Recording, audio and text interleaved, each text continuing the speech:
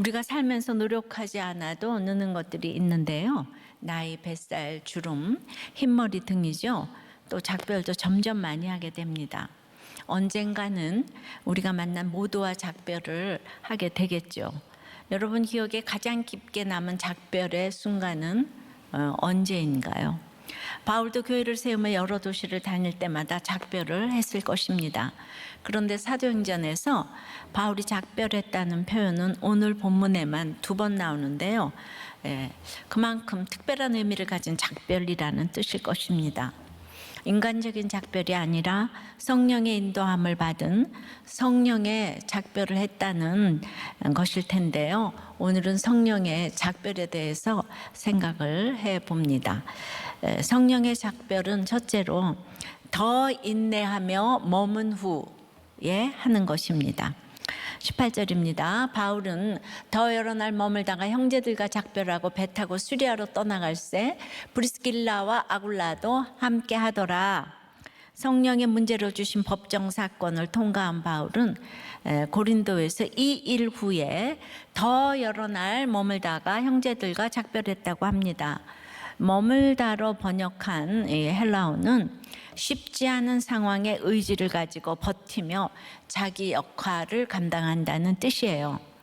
모든 것을 갖춘 데다 음란하기까지 한 이 고린도에서 전도하는 일이 바울에게 쉽지 않았겠죠. 게다가 유대인들이 일제 일어나 바울을 대적하고 비방했는데요. 유대인들이 모든 걸 다 할 수 있는데 한 가지 할 수 없는 게 그 사형 언도를 못하는 거예요. 로마 총독만 사형 집행할 수 있어요. 사형 언도를 내릴 수가 있어요. 그들이 그래서 바울을 고발한 것은 바울을 죽이기 위함이었습니다. 그런데 이제 무죄가 됐잖아요. 근데 참 아이러니합니다. 바울은 이고니온에서도 루스드라에서 그리고 필립보에서도 데살로니가에서도 아덴에서도 늘 쫓겨났잖아요. 그런데 지금까지 모두를 모아놓은 듯한 가장 악하고 가장 음란하고 마게도냐와 이제 그 아가야 지역에서 가장 영적으로 어둡던 이곳에서 이제 법정 사건이 해결된 뒤에도 바로 고린도를 떠나버리지 않았다는 거죠. 더 여러 날 머물렀어요. 충분한 기간을 머물렀다는 뜻입니다. 무엇을 위해 충분한 시간인가요? 갓 태어난 고린도 교회 성장을 위해 필요한 충분한 시간이 찰 때까지 최소한 법정 앞에서 모두에게 얻어맞는 수모를 당한 회당장 소스테네가 교회로 들어와 구원받고 바울의 동력자로 양육될 수 있는 만큼 시간이 필요했겠죠. 전 지난주 그 소스테네만 생각하면 정말 너무 참 우스워요. 그냥 유대인 유해하겠다고 그렇게 고소했다가 아주 그냥 그 법정에서 그 두들겨 맞는 소스테네가 정말 참 은혜가 되지 않습니까? 그러니까 소스테네를 양육해야 되는 거죠, 바울이. 그래서 이제 전도하고 가르치고 양육하는 사명의 자리에 딱 붙어서 디아트리보 해야 되죠. 비비고 닦고 문질렀다는 것입니다. 화내고 싶을 때 참고, 화내기 싫을 때도 참고, 말하고 싶을 때도 참고, 말하기 싫을 때도 참고, 날마다 인내하며 전도하고 양육했습니다. 따라서 여러 날 머무는 일은 인내가 필요한 일이었어요. 정말 고개가 절레절레 흔들어지는 그 사람 옆에 오래 있게 해달라고 기도할 때 하나님은 이제 성령의 작별을 하게 하실 때가 많아요. 그래서 성령의 작별의 결론은 영혼 구원입니다. 아니 오죽했으면 나중에 고린도전서에서 이렇게 말했겠어요. 15장 31절에 형제들아 내가 그리스도 예수 우리 주 안에서 가진 바 너에게 대한 나의 자랑을 두고 단언하노니 나는 날마다 죽노라. 바울이 고린도에서 머물 때 자기를 부인하고 날마다 죽는 모습을 보였기 때문에 이렇게 나중에 편지를 통해서도 자랑을 두고 단언할 수 있었겠죠. 그렇습니다. 바울이 날마다 인내해야만 했어요. 자기를 죽여야만 했습니다. 그 충분한 시간을 머문 후에야 바울은 고린도의 형제들과 작별하고 수리아 귀환길에 이제 오르게 되는 거죠. 믿음의 자녀를 또 복음으로 낳은 아들, 딸 같은 성도들이 1년 6개월 동안 많이 생겼겠죠. 그런데 떠납니다. 떠나면 만남이 있어요.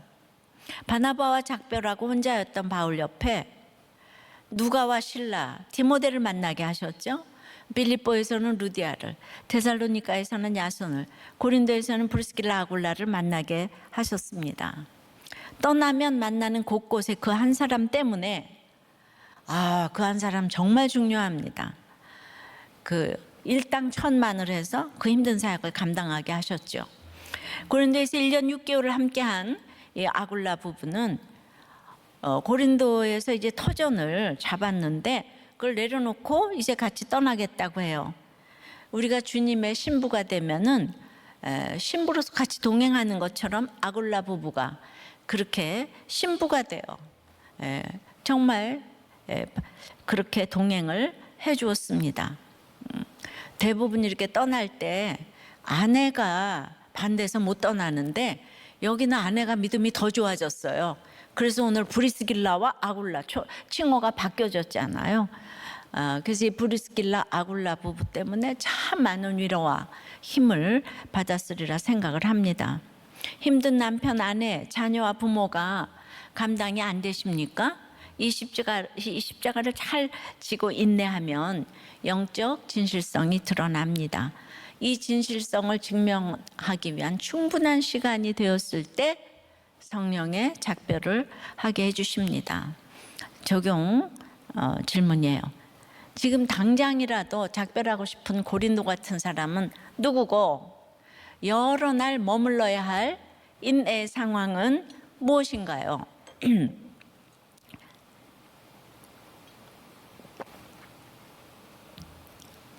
나눔이에요. 장인에게 5천만 원 빌려서 주식 투자를 하고 그 돈을 전부 날렸습니다. 근데 거기서 멈추지 않고 친구에게 1,000만 원을 빌려 주식 투자를 하다 또다시 돈을 다 날렸습니다. 여기서 멈추었으면 됐는데 잃은 돈을 만회하려고 또 재산금융에서 3천만 원을 빌려 빌린 돈을 지불하고 또 주식 투자를 하고 있습니다. 근데 거기서 더 나가서 종말론적인 신앙에 심취해서 무엇을 잘못했는지 전혀 모르고 자꾸 이상한 영의 세계, 성경, 또 백신, 말세에 대해서 이야기를 하면서 이제 아내를 힘들게 하고 있습니다.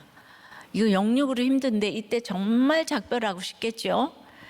그러나 또 머물러야 되겠죠. 자, 성령의 작별의 원동력은 두 번째, 자발적인 서원이라고 합니다. 자, 바울이 일찍 서원이 있었으므로 갱그리아에서 머리를 깎았더라. 그리고 이제 예루살렘으로 돌아가기 전에 갱그레아라는 곳에서 머리를 깎습니다. 우선 갱그레아가 어디냐면 지도 보여주시면은 그 갱그레아하고 이제 그 에베소가 저쪽 이렇게 보이는데 바로 고린도항 그 밑에 갱그레아 항이 있습니다. 갱그레아는 아시아와 로마를 잇는 고린도의 두 항구 중 하나였기에 무역과 상업이 엄청나게 발달한 곳이었어요. 이곳에서 바울이 지금 머리를 깎았다고 하잖아요. 그래서 제가 일부 때 강남에 갱그레아 미용실이 있다고 그랬더니만 그걸 또 다 찾아보셨어요. 그분이 믿는 분인 것 같아요. 그래서 한 사람 머리 깎는 일이 뭐가 이렇게 중요하다고. 그리고 또 여러분들이 아다시피 우리 바울 오빠는 머리가 없잖아요. 그래서 그 머리를 뭐 깎을 게 뭐가 있다고 이렇게 누가가 기록했을까. 그런 일은 없겠죠. 성경에 그 이유가 있습니다. 일찍이 서원이 있었기 때문에 서원을 이제 그 미완료로 계속해서 종료되는 시점까지 서원을 지금 이제 가지고 있었다는 거예요. 이 서원 때문에 머리를 깎았는데 이 서원, 바울의 바램, 바울의 원함, 이 서원이 도대체 무엇이었을까? 그래서 오늘 구약성경 좀 살펴보면 민수기 6장 18절에 자기의 몸을 구별한 나시리는 회막문에서 자기의 머리털을 밀고 그것을 화목제물 밑에 있는 불에 둘지며, 즉 머리를 깎은 바울은 나시린의 서원을 한 것을 알 수가 있는데요.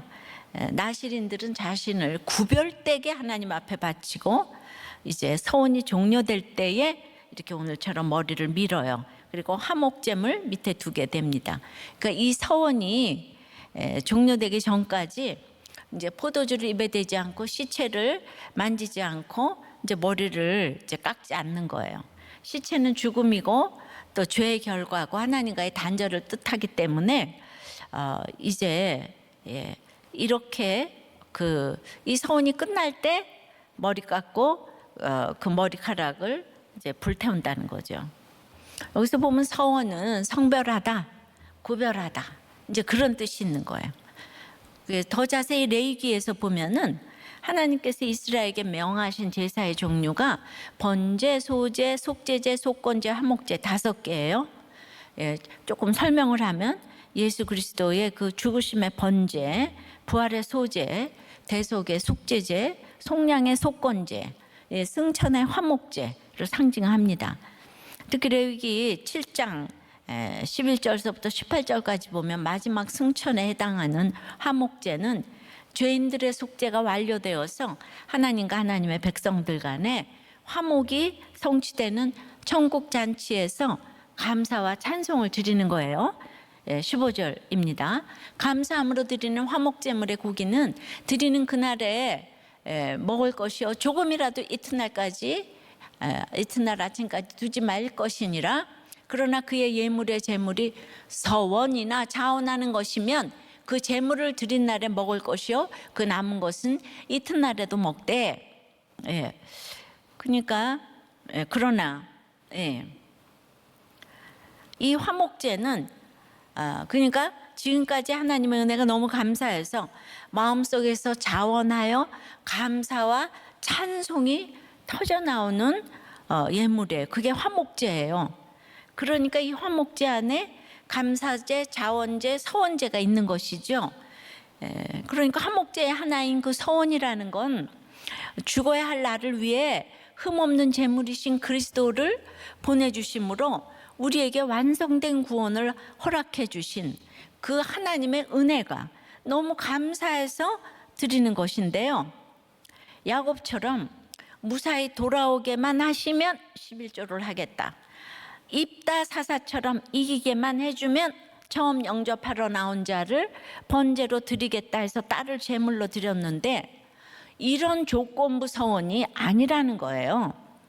어떤 완성된 사건이 감사해서 지금 구원이 완성됐잖아요.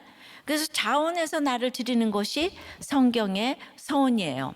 어떤 사람을 찬송한다는 것은 내가 그 앞에서 부인되어지는 것이잖아요. 난 없어요. 그러니까 그래서 나를 드릴 수가 있는 것이죠. 그 일이 바울에게도 그대로 일어났어요. 고린도 사역을 잘하게 해주시면 이런 조건부라기보다는 그 사역을 잘하기 위해서 자신이 구별되고 성별되기 위해서 자기를 부인하는 구원을 위한 서원을 드린 것이에요. 지금까지 자기가 한 게 아무것도 없잖아요, 바울이. 그러니까 다시 한번 나는 아무것도 아니니까 감사로 이제 자발적으로 서원을 드린 거죠. 그러니까 이제 오늘 말씀에도 보면 하나님께서 이제 18장 초반에 이미 내가 너와 함께 있음에 어떤 사람도 너를 대적하여 해롭게 할 자가 없다고 말씀하시며 이 바울을 응원하셨어요. 고린도 그 성중에 내 백성이 많다고 하셨어요. 하나님이 함께 하신다는 게 무엇인지 경험했기 때문에 바울은 약속의 말씀을 주신 하나님께 너무 감사했을 거예요. 그래서 바울이 무슨 서원을 했겠어요? 알았어요, 주님, 그 말씀을 이루기까지 제가 서원을 할 거예요. 내가 포도주를 가까이 하지 않고 더럽고 음란한 것들을 만지지도 않고 머리를 깎지 않겠습니다. 거룩하게 살겠어요. 이렇게 은혜에 감사해서 자신을 드리니까 결과적으로 하나님은 그것 때문에 서운한 게 아닌데 법정의 문제를 성령의 문제로 바꿔주셨지요. 근데 바울이 구원의 뜻을 두지 않고 문제 해결만 바랐다면 유대인들의 고소가 기각되는 순간 아이고 살았다, 더는 못하겠다 하면서 고린도를 즉시 떠나지 않았을까요? 여러분들이 그렇게 열심히 다 하는 것 같아도 예, 그냥 문제만 해결되면 아이고 18 하면서 나는 더 못해 먹겠다 이러면서 떠나지 않았을까요? 그런데 바울이 서원했잖아요. 구별, 감사, 찬송, 구원을 생각했어요. 서원은 감사의 예물로 나를 드린 것이에요. 그것이 바로 구별된 인생이에요. 이 서원에 대해서 여러분들이 전부 다 이 조건부 서원을 생각해요. 그런데 애들 입시 놓고 내가 기도를 해야 되고 뭐 랄랄랄라. 그러니까 그거는요 안 믿는 사람의 그 비나이다 하고 다를 것이 하나도 없어요. 그러고 나서 생각을 해보니까 제가 입시나 무슨 건강 뭐 이런 것 때문에 서원을 해본 적은 없는 것 같아요. 저는 이제 남편 가기 전에도 주례를 하게 해달라고 이제 금식을 했는데요. 그게 서원이라면 서원인데요. 남편이 가고 저의 사역이 커지니까 너무 두려워서 이 사명 잘 감당하게 해달라고 막 금식이 저절로 되더라고요. 하나님을 아까도 말했지만 찬송한다는 것은 내가 그 앞에서 부인되어지는 것이잖아요. 그러니까 자원해서 내 자신을 부인하게 해달라고, 십자가 잘 지게 해달라고 그렇게 서원을 했던 것 같아요. 이런 마음으로 이렇게 늘 서원을 하니까 작별을 해야 될 것을 때에 맞춰서 잘할 수 있었던 것도 같아요. 이 사람 아니면 안 돼가 아니고 주님이 주시는 사랑과 주의를 할 수 있기도 하고요. 그러니까 우리는 각자의 언어와 명칭과 법이 있어요. 근데 그것이 성령의 법이 되지 않으면 기뻐서 서원도 안 되고 또 이제 슬퍼서 작별도 힘들어요. 이제 서원에 대한 걸 생각해 보면 저희 어머니가 그 이제 아들 주시면은 주님께 드리겠다고 우리 둘째 언니를 백성의 아들이라고 이제 서원했어요. 백성민자 아들 자자. 그래서 이제 서원하셨는데 딸 주셨어요. 저는 아예 아들 이름으로 지어놓고 기름을 붓는다는 뜻의 이제 이런 완전히 이제 주님께 드리는. 근데 두 딸이 모두 목사가 되었는데 저희 어머니도 그게 조건부 서원인가를 생각해 봤을 때 그건 다 아들 낳으면 주님께 드린다고 그랬기 때문에 어떤 기복적인 서원은 아니었던 것 같아요. 그러나 어머니의 서원을 이루게 하기 위해서 작별을 너무 많이 경험하게 하셨어요. 이 땅에서 가장 무서운 작별. 대학교 때 어머니와 작별을 했고 결혼 후에 시아버님, 시어머님과 30대에 또 남편과 또 교회 개척 직전에 친정 아버지와 작별을 하게 하셨어요. 젊은 나이에 4분의 부모님과 남편을 작별했어요. 그래서 이게 어머니 서원 때문에 누구와도 갑자기 작별할 수 있다는 연습을 이게 미리 하게 하셨다고 생각을 합니다. 그래서 늘 자신을 부인하게 해달라고 저절로 자발적인 영적 서원을 하며 가기 때문에 그런 무슨 일을 당해도 나만 아니 내가 예수 믿었는데 내가 교회 반주했는데 내가 4대째 모태신앙인데 어떻게 이럴 수가 있어. 이제 그거보다는 그러니까 항상 나는 특별하다. 난 예수 잘 믿기 때문에 이제 그런 생각은 하지 않게 하신 것 같아요. 남들 당하는 일 나도 겪었다고 생각을 하게 하신 것이 이 서원의 또 응답이 아닌가. 지금까지 지내온 것이 주의 은혜이지만 때마다 이제 원칙을 이렇게 생각하게 한 것은 이제 말씀 적용 때문이었고, 그럼에도 수없이 타협하고 싶죠. 그래도 이제 큐티를 하는 게 연습이 됐어요. 습관이 됐어요. 그래서 말도 안 되는 거지만 사소한 원칙 하나를 지키려고 너무 골이 흔들리도록 고민을 하지만 그렇다고 해서 뭐 제대로 눈에 보이는 것도 없는데 그렇게 날마다 큐티를 하려고 주님이라면 어떻게 했을까 말씀으로 이렇게 이제 싱크를 열심히 한 것만 가지고도 주님은 훗날에 너무나 엄청나게 다 크게 갚아서 돌려주신다고 생각을 해요. 그래서 내가 한 게 아무것도 없는데 거룩하게 살겠다고 막 서원을 하니까 받은 선물이 너무 크다는 거예요. 그럼 원칙이 무엇입니까? 바로 이게 구별이에요. 거룩이에요. 팔복의 원리죠. 문자적으로 깐깐한 것이 원칙이 아니고요. 구원 때문에 오늘 손해보아야 할 말씀의 원칙을 말하는 것이에요. 그러니까 여러분들이 지금 각종 목장에서 그 원칙 때문에 이거 어떻게 할까요? 말까 늘 나누잖아요. 근데 그 아무것도 아닌 사소한 그런 적용 때문에 여기 나와서 이 대표 간증을 수도 없이 많이 하시고 목장에서 간증이 울려 퍼지고, 그래서 너무나 우리들 교회에 선물을 많이 주셔서 이렇게 간증을 하시는 거예요. 그래서 그 서원의 간증으로 이제 응답 간증을 하는 거죠. 수 없는 응답이 이루어졌어요. 그 사소한 큐티 적용 하나 때문에 하나님은 쌓을 곳이 없는 축복을 여러분들에게 또 우리들 교회에 이렇게 주고 계시다고 생각을 해요. 적용해 보세요. 입시나 입사를 앞두고 여러분은 조건부 서원을 합니까? 그럴 때일수록 주의 크신 은혜에 감사해서 나를 써달라고, 그래서 인내하기 위해서 서원을 하십니까? 뭐 굉장히 어렵지만 생각을 해보는 건 또 공짜니까 한번 생각을 이렇게 해보세요. 그래서 성령의 작별은 세 번째는 사람의 청이 아닌 하나님의 뜻대로 해야 되는 거예요. 성령의 작별은 내가 정말 이제 인내를 해야 되고, 그리고 해서 성령의 이런 이제 자원적인 서원을 해야 되고, 사람의 청이 아닌 하나님의 뜻대로 해야 해요. 19절서부터 21절까지입니다. 에베소에 와서 그들을 거기 머물게 하고, 이제 브리스길라하고 같이 왔잖아요. 자기는 회당에 들어가서 유대인들과 변론하니 여러 사람이 더 오래 있기를 청하되 허락지 아니하고 작별하여 이르되 만일 하나님의 뜻이면 너희에게로 돌아오리라고 배를 타고 에베소를 떠나. 오늘 떠나고 작별하고 굉장히 많습니다. 갱그리아에서 배를 타고 떠난 바울 일행은 아시아의 관문이자 주도인 에베소에 도착합니다. 지도를 다시 한번 보면은요, 그 갱그리아에서 저기 지중해를 거쳐서 쫙 예루살렘 가기 전에 가이사라 전에 그 에베소, 에베소 아시아의 주도, 도착을 합니다.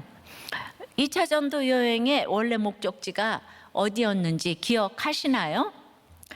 더베와 루스드라와 이고니온 등 갈라디아 남부의 교회들을 신방한 바울이 마지막에 어디로 가고자 했죠? 바로 아시아의 주도 에베소였어요. 기억나시죠?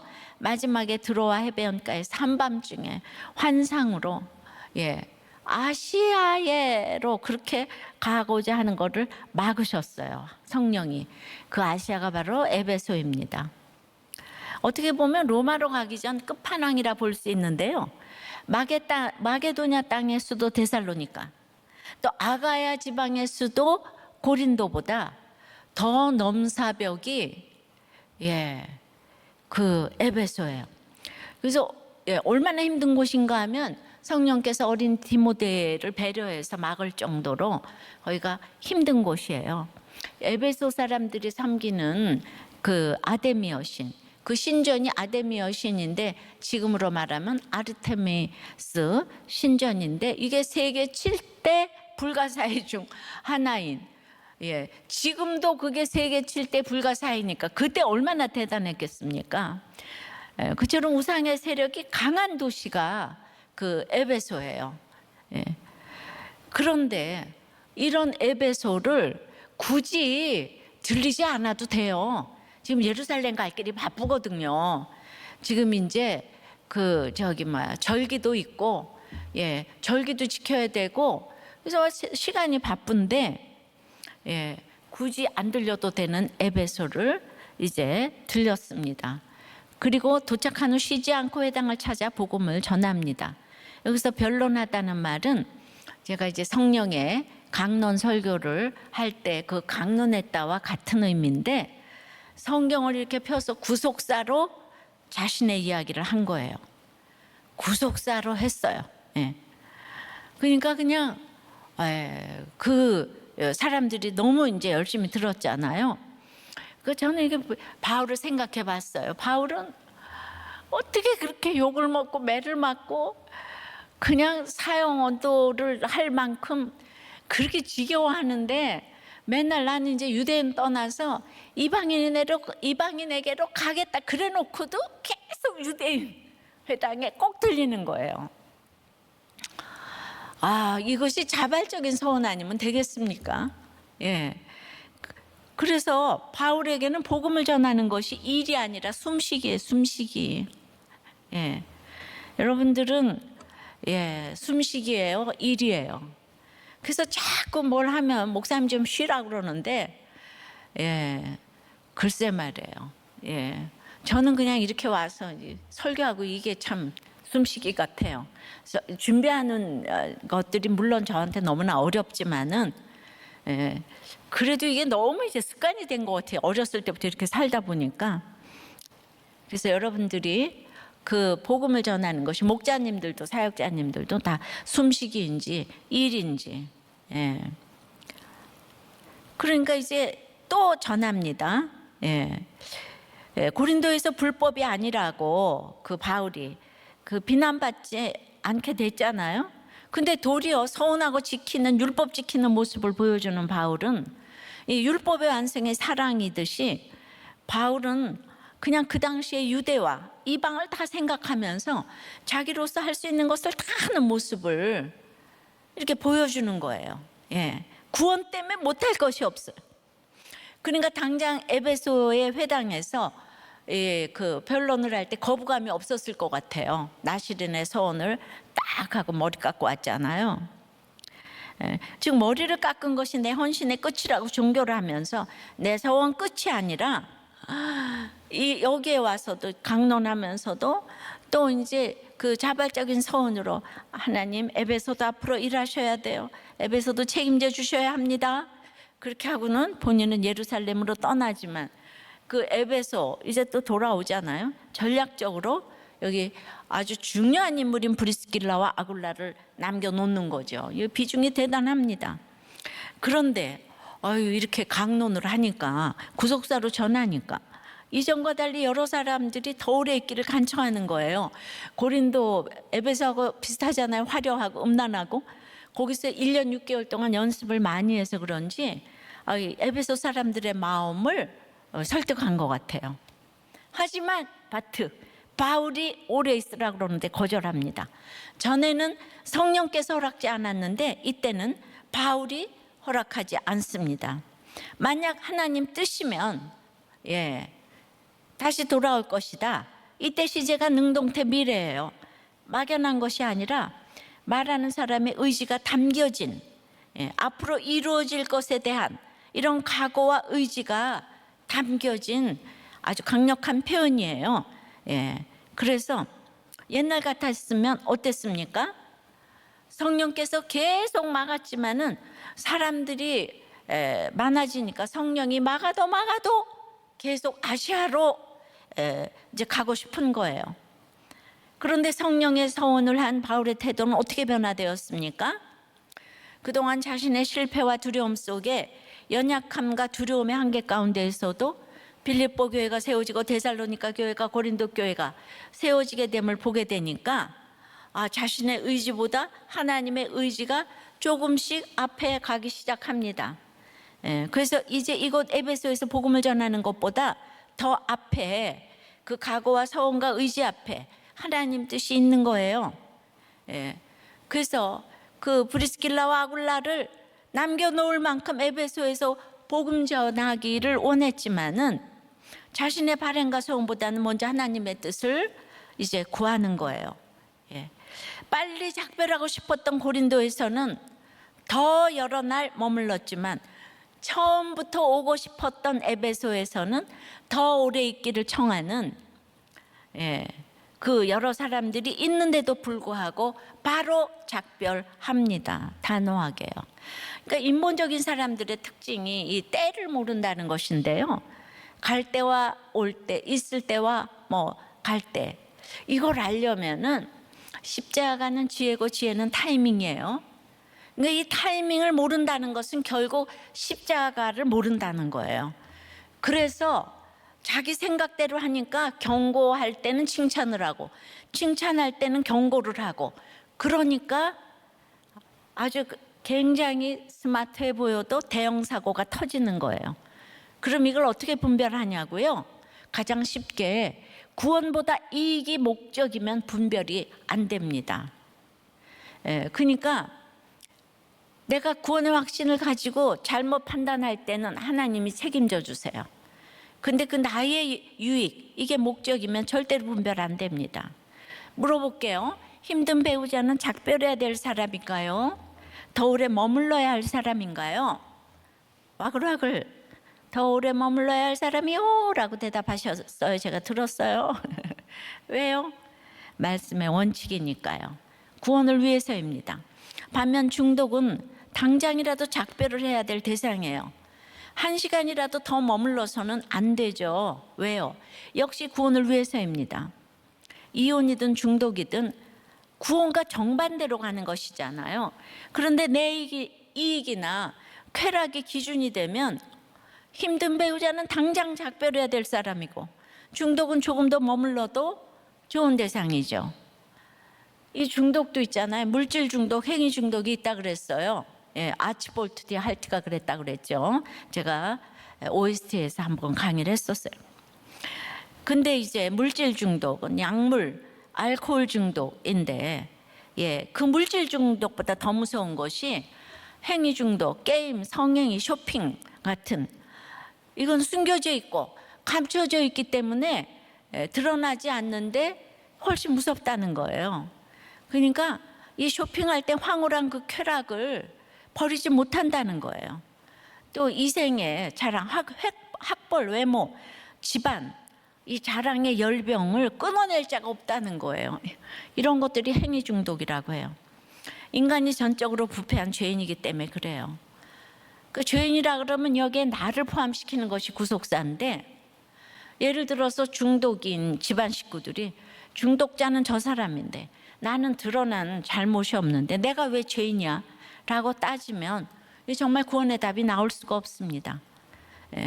내가 죄인이 아니니까 죄인을 구속하기 위해 오신 예수님을 찾을 수가 없기 때문이에요. 그래서 우리는 하나님의 뜻을 구해야 합니다. 하나님의 뜻을 어떻게 할 수 있죠? 날마다 이렇게 정말 하루도 안 빠지고 얘기를 하는데도 여러분들이 모르더라고요. 말씀 묵상하고 적용하여 알게 돼요. 혼자 따로 묵상하라고 성경 주지 않으셨어요. 그리스도의 몸인 교회 안에서 지체들과 함께 묵상하라고, 공동체적으로 읽고 생각하고 해석하고 적용하라고 말씀을 주셨어요. 그래서 그 말씀을 묵상하고 말씀 외에 공동체를 함께 세워가는 것이죠.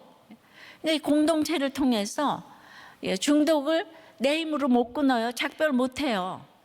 그런데 그 중독자 센터에서도 나는 중독자입니다, 이거를 인정하고 공부하라 그러잖아요. 나는 알코올 중독자예요. 나는 쇼핑 중독자예요.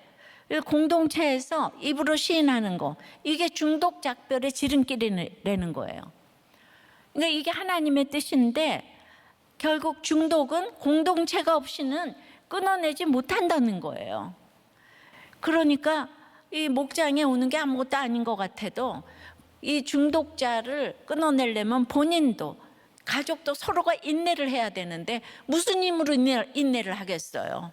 공동체에서 서로가 자기는 중독자라고 고백하는 그곳에서, 그것도 말씀을 통해서, 죄를 보는 말씀을 통해서. 그래서 이제 적용을 해보세요. 내 뜻과 하나님의 뜻이 반대로 작용한 때는 언제입니까?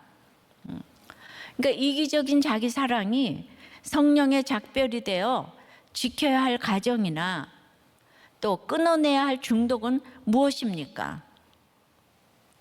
게임, 성행위, 쇼핑입니까? 또 많지만 이 행위 중독이 더 무섭다고 하니까, 그래서 이 좋은 일은 하나님도 좋아하실 거야 하며 사람들이 요청한다고 행하는 것은 또 무엇이 있어요? 자기가 생각대로 굳이 하는 거 좋은 거죠. 뭐 이런 거. 그러니까 먼저 우선순위가 있는데 말씀을 모르면 우선순위가 뭔지 몰라요. 자, 성령의 작별 네 번째는 제자를 굳건하게 하기 위함입니다. 22절서부터예요. 가이사랴에 상륙하여 올라가 교회의 안부를 물은 후에 안디옥으로 내려가서 얼마 있다가 떠나 갈라디아와 부르기아 땅을 차례로 다니며 모든 제자를 굳건하게 하니라. 이제 에베소에서 배를 타고 떠난 바울은 지중해를 가로질러 가이사랴에 도착합니다. 뭐 지도를 안 봐도 아시겠지만 다시 보면은 에베소에서 가이사랴에서 그 예루살렘에서 안디옥 저 위에 맨 처음에 파송했던 안디옥까지 이렇게 가게 되는 여정이에요. 이게 바로 이제 2차, 그 다음에 저 위에 갈라디아, 부르기아, 이게 이제 3차 전도 여행까지 이제 올라가게 되는 거죠. 가이사랴에 도착한 바울은 거기서 올라가 교회 안부를 물었다고 해요. 예루살렘 교회 올라갈 때 늘 올라갔다고 그래요. 우리가 늘 서울은 올라갔다고 그래요. 아무리 저 한경도에서 서울을 내려갔다 그러지 않아요. 그렇처럼 지금 예루살렘 교회를 방문했다는 뜻입니다. 예루살렘 공회가 사도행전 15장에서 성령의 의논으로 결정한 내용을 지역교회에 이제 또 알리고자 했고, 그 모든 것을 보고하기 위해서 거기도 가야 되고 절기도 이제 지켜야 돼요. 이렇게 바울은 전체 교회를 세우기 위해 가이사랴에서 예루살렘까지 올라가서 지도자들을 만난 후에 비로소 자신의 사역 본부인 수리아 안디옥으로 올라갑니다. 그 육지와 바다로 이동한 거리를 대충 계산해도 한 4,500km 정도 되고요. 시간도 3년 이상 걸린 긴 여행이었어요. 이 복음을 위해 목숨을 걸지 않고서는 감당할 수 없는 여정이죠. 그럼 이제 와가지고 좀 푹 쉬고 싶지 않겠어요? 근데 안디옥에서 오래 머물지 않고 얼마 있다가 떠났다고 해요. 왜 어디로 떠났습니까? 이제 2차례 전도 여행 때 세운 갈라디아와 부르기아 지방의 여러 교회들을 신방하기 위해 떠납니다. 그렇게 바울은 3차 전도 여행을 시작합니다. 22절과 23절에 2차, 3차가 다 포함되어 있어요.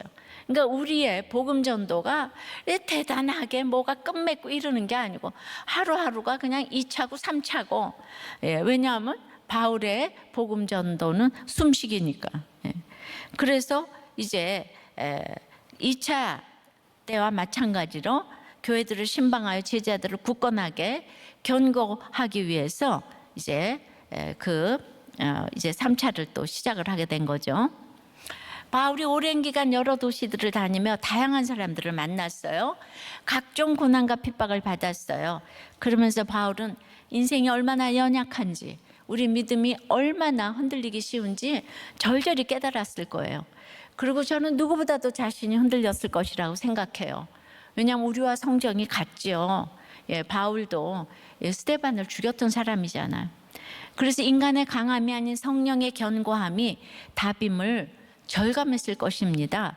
그래서 자기와 같이 늘 흔들리고 방황하는 각 교회 제자들을 향한 형제의식이 아주 더 강하게 일어났을 것이에요. 그러니까 이런 흔들림을 멈추게 할 추가, 오직 주님의 말씀임을 알기에 그 말씀으로 그들을 굳건하게 하기 위해서 바울은 또다시 작별을 하고 양육의 3차 여행을 이제 떠나는 것이죠. 따라서 바울의 작별은 힘든 일을 피해 안전한 곳으로 도망가거나 숨기 위한 떠남이 아니에요. 바울의 작별은 믿음이 흔들리는 지체를 굳건하게 하러 사명의 자리로 돌아가는 떠남입니다. 그래서 성령의 작별이에요. 인간의 작별은 끝남과 마지막이잖아요. 하지만 성령의 작별은 새로운 사명의 시작과 처음입니다. 다른 지체들을 굳건하게 하기 위해 이기적 관심의 한계에서 떠나는 작별이에요. 그래서 성령의 작별은 아까도 말했지만 자기 사랑으로 가득한 이 세대를 떠나는 것입니다. 자기 사랑에 사로잡혀 있으면 조금이라도 자기에게 손해가 되는 일을 당하면 다 거기서 떠나고 헤어지고 피하고 끝냅니다. 이기심만 가득한 인간의 작별을 하는 것이죠. 그래서 모든 것이 다 깨지고 해체됩니다. 가정도 예외가 아니죠. 인권이 우상이 되니까 결혼이 하나님께서 짝 지어주신 것이라는 진리를 받아들이지 않아요. 그래서 자기의 인권을 지켜야 되기 때문에, 자기의 행복을 지켜야 되니까 이혼을 부추깁니다. 그럼 결국 이 땅에 무엇이 남겠어요? 결혼이 깨지고, 가정이 해체되고, 자녀가 버려지는데, 그래서 남은 인권이 뭡니까? 다 깨졌는데 인권이 왕노릇해서 남은 게 뭐냐고요. 헤어지고 자녀들 다 버려지고, 그래서 알코올 중독으로 남았습니까? 이게 다 허상이에요. 정말. 그러므로 우리는 인간의 작별을 멈추고 성령의 작별을 해야 합니다. 그러면은 말씀의 구조 안으로, 공동체 안으로 들어와야 돼요. 혼자 있으면 이기적인 작별을 할 수밖에 없어요. 가르쳐주는 사람이 없잖아요. 같이 모여서 나는 정말 이혼자다, 이혼하고 싶었다, 우리 애들 다 망가졌다, 이런 얘기 좀 들어야 돼요. 그래야 이게 지체들을 굳건하게 하는 거고, 또 굳건하게 할 수 있는 것이에요. 내가 굳건하게 되고 혼자서는 안 돼요. 주님의 몸인 교회에, 목장에, 공동체에서 끊임없이 말씀을 서로 듣고 띵크하고 생각해보는 훈련을 하셔야 진정한 성령의 작별이 될 줄 믿습니다. 적용해 보세요. 나를 굳건하게 세워준 지체들이 있습니까? 아니면 지체들을 굳건하게 하기 위한 수고를 기뻐합니까? 아까워합니까? 이제 멈추지 말고 다시 시작해야 할 구원의 사명은 무엇입니까? 지난주 우리 이제 부목자님의 나눔인데요. 이제 그 딸이 부정맥으로 병원 응급실에 이제 실려갔어요. 이제 이렇게 나이도 많은데요. 많다고 해서 이제 20대라 이거죠.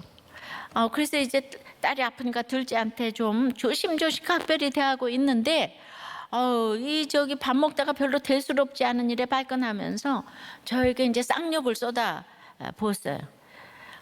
그래도 제가 또 없는 성품을 끌어올려 숨고르기를 하고 밥상을 물린 후에 아이들과 아내를 불러 앉혀놓고 아주 조근조근 화를 눌러가며, 그러면 안 되지 않아? 아빠한테 욕하는 건 아무리 그래도 그건 아니지 않니? 타일렀어요. 그리고 조용히 넘어가는가 싶었는데 안방에 들어가 잠을 청하는데 잠이 오질 않는 거예요. 악몽을 꾸는 거예요. 자다 깨다 새벽 4시까지 반복하다가 그냥 아내를 깨워가지고, 네가 중간 역할 못해서 애새끼가 아빠한테 욕한 거 아니냐? 면서 결혼생활 간만에 아내의 머리채를 잡고 2번을 흔들어대며 옆에 있던 2,000원짜리 대나무 등글기로 냅다 머리통을 이제 후려쳤어요. 그리고 거실로 나와 가방에 있던 이 공황장애 약 봉투들을 손으로 움켜잡으며 소리 질러댔습니다. 내가 죽는다고 니들이 눈 하나 깜짝하겠냐? 그래, 니들끼리 아빠 없어도 잘 살 수 있다며? 그래, 이번에 진짜 네 눈앞에서들, 니들 눈앞에서 죽어줄게. 그래서 이제 움켜잡은 그 약봉투들을 뜯으려 할 때 아내가 울면서 자기 내가 미안해, 용서해줘. 그리고 자기 지금까지 잘해왔잖아, 그거 아깝지 않아? 그리고 자기 맨날 입버릇처럼 얘기한 거 있잖아.